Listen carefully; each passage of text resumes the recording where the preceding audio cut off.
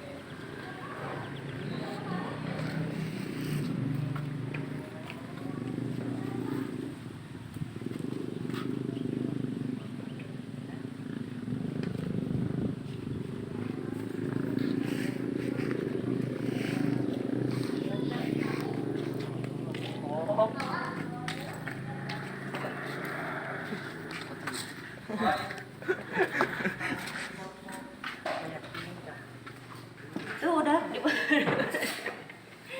Gelap.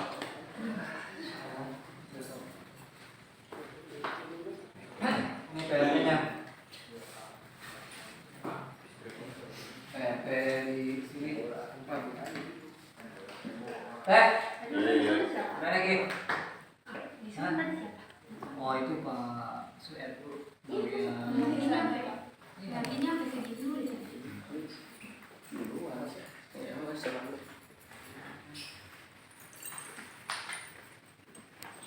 Ya, Pak.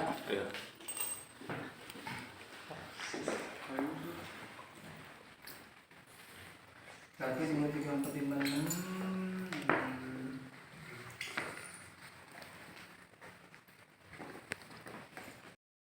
Fokus kita di penanaman mangrove ya, khususnya disebabkan karena kepedulian kita pribumi, mengingat abrasi di kita itu 95% sudah parah.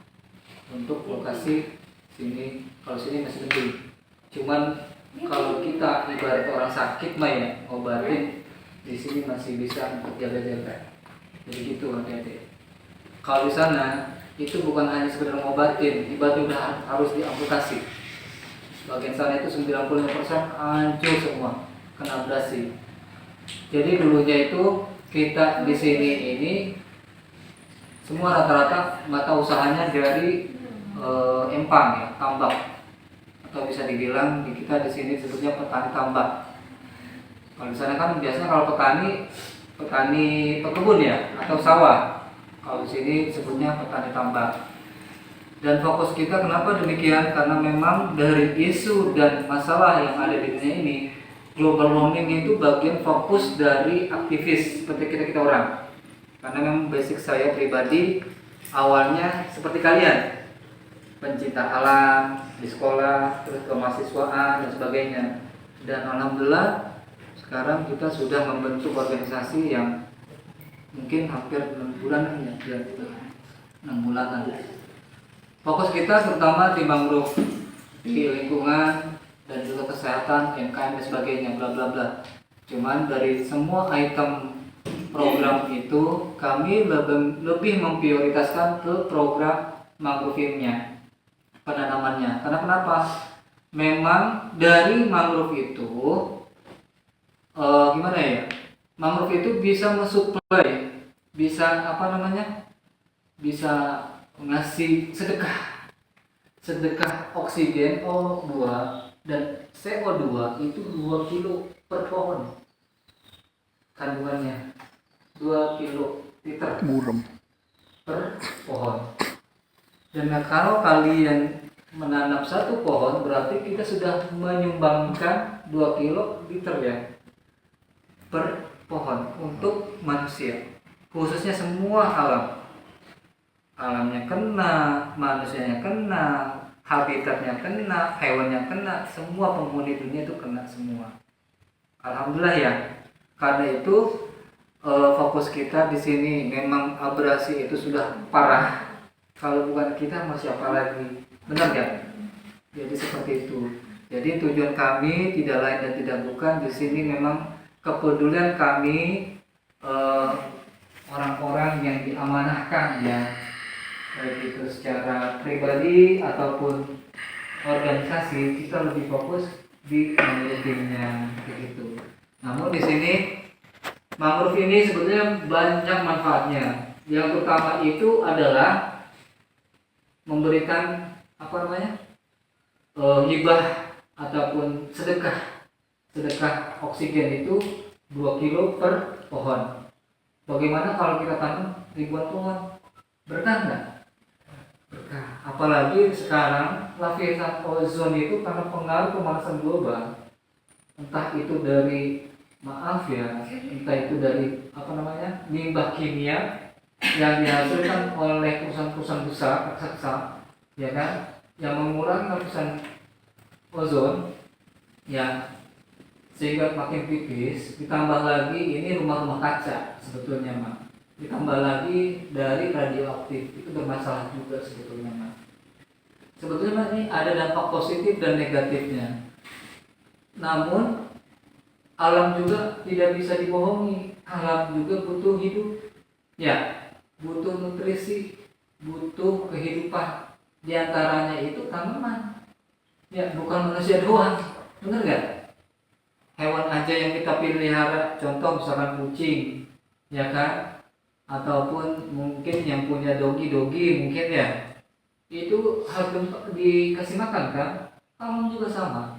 Makanya ketika kita belajar tuh ada pelajaran IPA ya, baik itu di SD, di SMP maupun di SMA. Cuman kalau SMA itu udah masukannya udah ke pendidikan masing-masing apa namanya, jurusan. Ada IPA biologi, bener nggak? Ada IPA yang lain ya, saya udah lupa nih, maklum lah ya. Kimia ya, dan juga yang lain dah. Pokoknya seperti itu. Karena memang kita ini adalah makhluk sosial, makanya dengan alam juga harus bersosial. Karena memang apa yang kita makan, apa yang kita konsumsi semua dari alam. Ya, entah itu beras, entah itu hasil bumi, ya kan, palawija dan sebagainya, itu dari alam. Kalau alamnya nggak dikasih makan, kalau alamnya nggak dipedulikan, gimana alam mau ngasih kesejahteraan? Betul nggak? Yang ada kan memang banyak sekali pembalakan liar, pemotongan apa namanya, hutan-hutannya kan, akibatnya alamnya itu jadi kayak gini, panas seperti itu. Bahkan ini bukan kata prediksi lagi, ini yang kita wanti-wanti di seberang itu sebetulnya mas sudah wanti-wanti, karena memang prosesnya itu ketika kita ada penanaman itu biasanya ada uang sewa dan nominal itu lumayan. Kalau kami memberatkan sama kalian itu nggak fair, betul nggak? Orang mau berbuat baik dipersulit, betul nggak? Jadi seperti itu. Itu biasanya mereka itu minta uang sewa lahan. Dan kalau di kita ini free, masih di sini masih bebas, karena ada kedekatan secara kekeluargaan dan juga secara administrasi. Jadi seperti itu teman-teman. Makanya memang kita fokus kita di situ. Makanya alhamdulillah kami bersyukur, walaupun maaf ya karena mungkin susahnya sinyal di sini, akses sinyal coba kalau baca masing-masing seluler kira-kira masuk enggak untuk itunya. Rada lama karena di sini akses internetnya udah parah karena memang jauh dari jaringan tower-tower ya. Di sini nggak ada tower, makanya untuk aksesnya agak menyulitkan, kecuali kalau kita nih masing-masing warga punya wifi baru datang. Kalau di luar daripada wifi sih agak milih-milih nyari-nyari mana dulu. Sama kayak kita kayak di Bogor, kayak di daerah atas sana, malah bagusan sana malahannya. Jadi seperti itu teman-teman.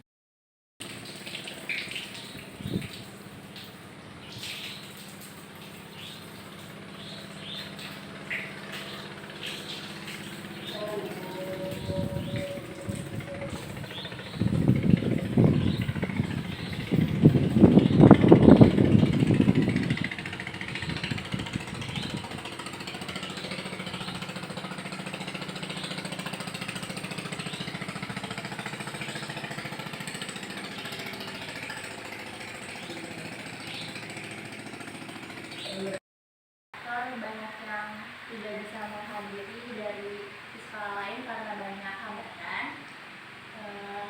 Tapi semoga acara ini bermanfaat untuk semuanya, ya, buat kita sama buat orang lain juga.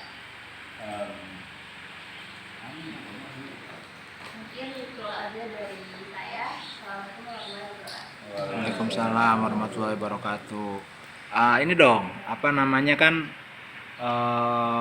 kita sharing-sharing malam ini. Mungkin nggak cuma itu aja Deska, tapi Deska bisa bisa lebih ke evaluasi ya. Maksudnya lebih kita menceritakan dari mulai rapat pertamanya kapan, terus berapa kali rapat, terus awalnya di rapat-rapat itu apa aja yang yang dibahas gitu kan, kemarin itu kan, dari mulai awal ditunjuk jadi ketua pelaksana itu kenapa, kapan gitu kan, terus udah berapa kali pertemuan sampai mutusin tanggal hari ini 22 23 besok jadi waktu kegiatan kita. Terus kan sempet ada perubahan tuh, itu juga mungkin bisa disampaikan gitu, apa-apa aja kayak gitu ceritain, diulas lagi aja biar jadi kita sharing-sharingnya kita jadi lebih terarah gitu. Kita mau mau coba untuk mengidentifikasi apa-apa aja nih buat besok, karena kan kalau mungkin dari Lurel Bang Ahmed bisa juga menceritakan, membantu, karena kan awalnya kan sebetulnya penanaman mangrove yang sekarang ini ada keberlanjutan dari penanaman mangrove sebelumnya atau tahun lalu kan gitu. Mungkin bisa menceritakan juga awalnya kayak apa gitu. Nanti kita sama-sama aja nih bahas, teman-teman juga boleh, kita sama saling saling memeriksa lah gitu ya, baiknya gimana gitu. Mungkin kayak gitu sih, serah. Mungkin Deska dulu mungkin bisa atau mau dari Parel dulu, mungkin bisa ceritain dulu awalnya gitu. Assalamualaikum warahmatullahi wabarakatuh. Waalaikumsalam warahmatullahi wabarakatuh. Kenalin dong, nggak usah kan udah pada kenal. Iya, udah langsung Jadi, aja. kan waktu itu pas bulan puasa gue diajakin bukber sama anak Impala buat mangrove. Awalnya tuh cuman kayak promosi dulu, nanti kita ada kegiatan ini nih. Nah terus lama-lama pada setuju, akhirnya itu rapat pertemuan pertama. Pertemuan kedua itu kita bahas nentuin tanggal. Itu bulan, masih ingat nggak bulan kapan waktunya gitu, di mana tempatnya? Di tempatnya itu di SMA 7. Bulannya itu sekitar Maret, Juni, Maret, Mei, habis Maret apa sih? April. Ya, bulan April. Bulan Ramadan lah yang pasti. Iya, bulan Ramadan. Lagi momentum bukber tuh. Diwacanain lah. Ya, habis itu rapat kedua tuh, pertemuan kedua nentuin tanggal. Nah, nentuin tanggalnya tuh beda sama yang tahun ini. Kalau tahun kemarin tuh datang semua, cuman kayak langsung di nentuin tanggal, lu pada bisa tanggal berapa kan. Kalau acara ini mah kita yang dari RT nentuin tanggal, kayak misalnya tanggal 22. Kalau tahun kemarin tuh misalnya sepakatnya tanggal berapa, jadi enggak pada bentrok, sepakat tanggal 6 Mei. Pertemuan ketiga itu bahas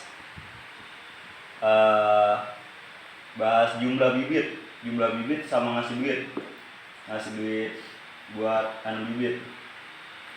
Habis itu udah langsung pelaksanaan tanggal 6. Apalagi bang? Ya lu yang tahu. Pelaksanaan tanggal 6 kita berangkat jam 3.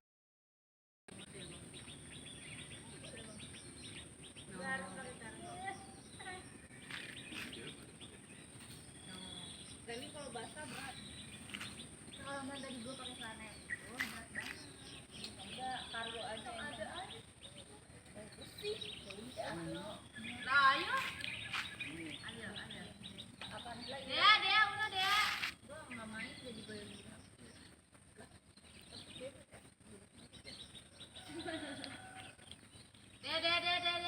Jadi dapat.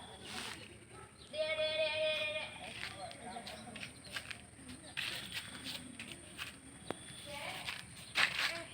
Dia ajakin. Dea.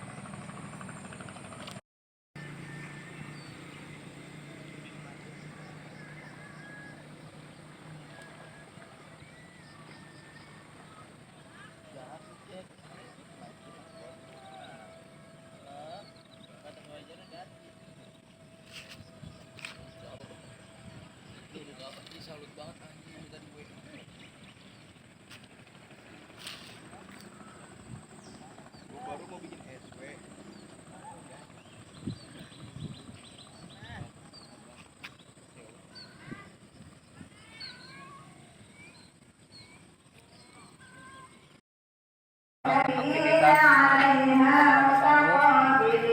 sekitar 250 pohon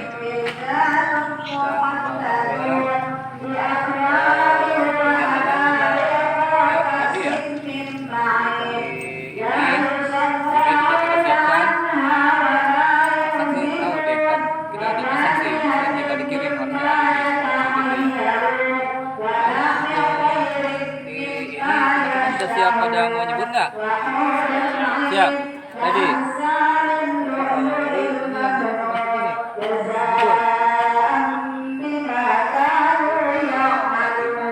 Tujuh, 8, 9, 10, 11, 12.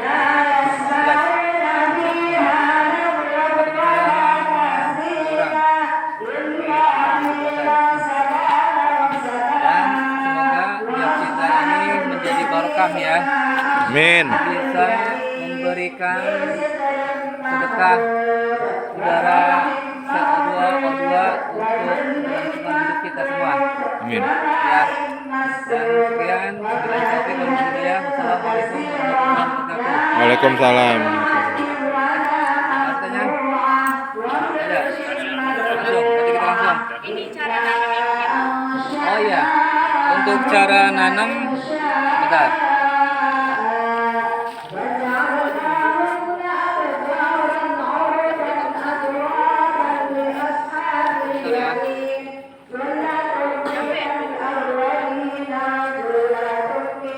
Apa? Bokap nyokap ikut aja nanem. Biar tahu nih, ikut sini biar dapat briefing. Ajak aja. Gak apa? Ajak aja biar kan kita kekurangan orang.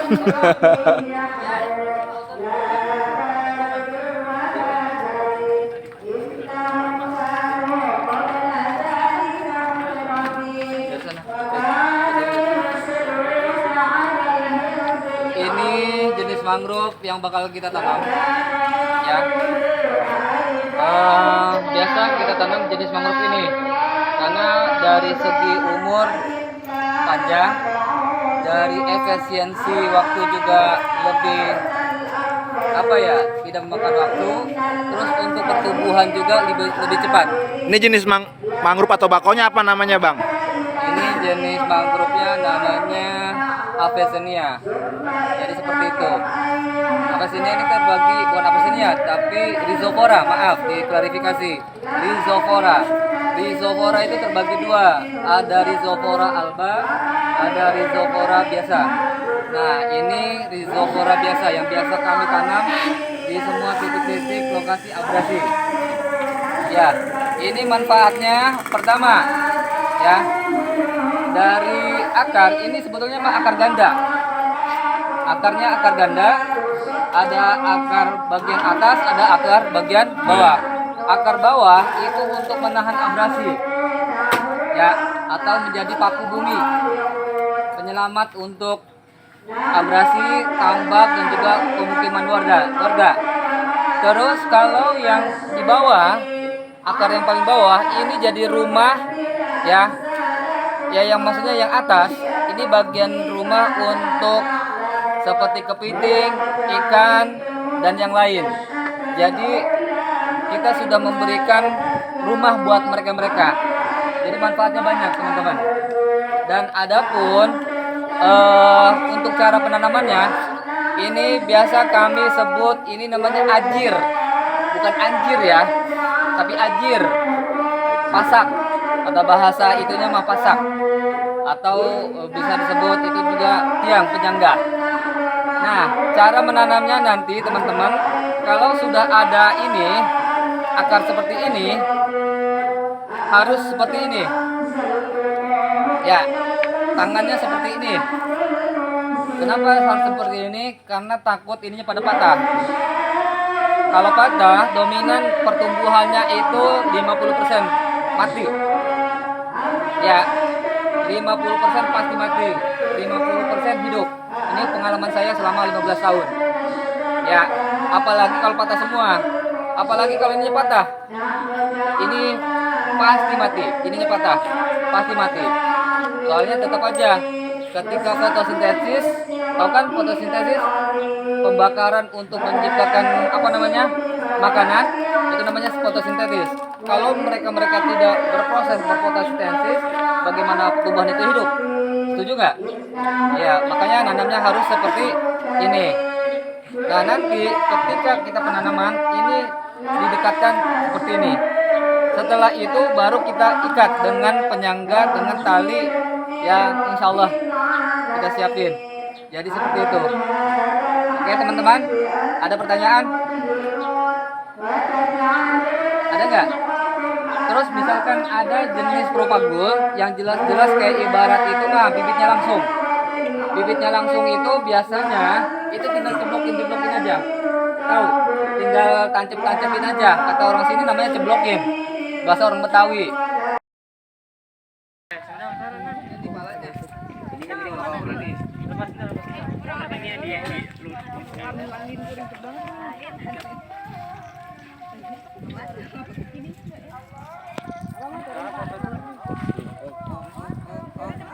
Ayo foto Pak. Ayo foto dulu. Ada semua di sini ya. Sini mana? Lu nggak mau fotoan? Ibu. Jongkok. Gini.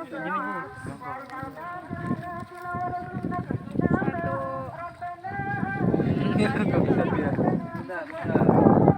Ya, sini. Foto bareng-bareng sini.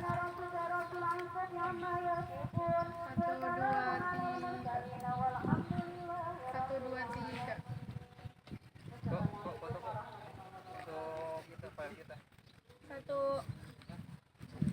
2, kok keputusan? Ini lagi guru gua. 1, 2, 3. 1, 2, 3. Itu.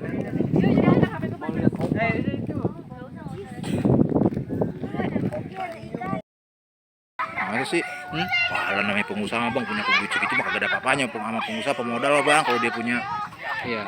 ya kan? Cuman enaknya di sini nggak ada sewa lahan. Tuh. Nggak ada sewa lahan, nggak ada yang lain, nggak ada yang ngeribetin. Itu.